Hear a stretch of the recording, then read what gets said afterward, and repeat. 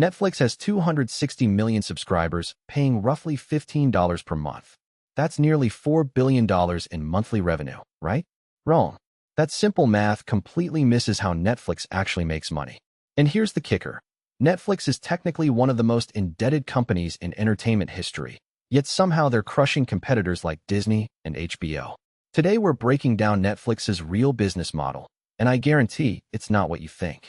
By the end of this video, you'll understand why Netflix burns through cash like crazy, but investors keep throwing money at them. Let's start with what everyone thinks they know. Netflix has three main subscription tiers: Basic at $7, Standard at $15, and Premium at $23. Multiply by 260 million subscribers, and boom, massive recurring revenue. But here's where it gets interesting. Netflix doesn't just collect subscription fees and pocket the profit. They operate more like a venture capital firm than a traditional media company. Every dollar that comes in immediately gets reinvested into one thing: content. In 2023 alone, Netflix spent $17 billion on original programming. That's more than most countries spend on their entire military budgets. They're not just buying shows, they're buying future subscriber growth. But Netflix's revenue model has a secret weapon that most people miss entirely: data monetization. Every time you pause, rewind, or skip a show, Netflix collects that data.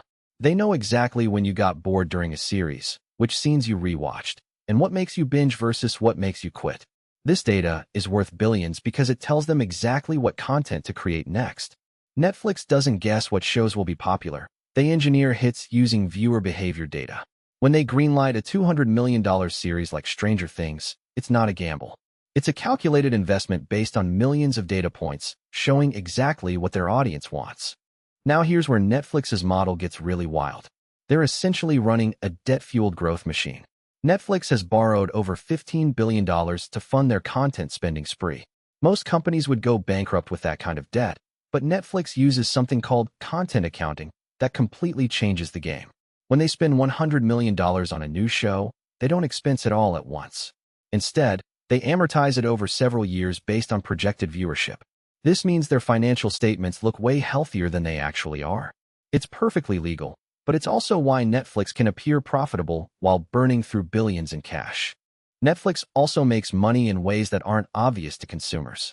They've got licensing deals where they sell their original content to other networks internationally. Shows like House of Cards and Orange is the New Black generate revenue streams long after their Netflix debuts. Plus, Netflix is quietly building an advertising business. Their ad-supported tier launched in 2022, and while it seems like they're just offering cheaper subscriptions, they're actually creating a massive data-driven advertising platform. They can target ads based on viewing behavior in ways that traditional TV never could. This could eventually become their most profitable revenue stream. The genius of Netflix's business model isn't just about making money today. It's about building an unbreachable moat. Every subscriber makes their data more valuable, which makes their content better, which attracts more subscribers. It's a flywheel effect that gets stronger over time. While competitors like Disney Plus and HBO Max are playing catch-up, Netflix has years of behavioral data and content optimization that's almost impossible to replicate. Yes, they're carrying massive debt, but they're using that debt to buy market dominance in the streaming wars.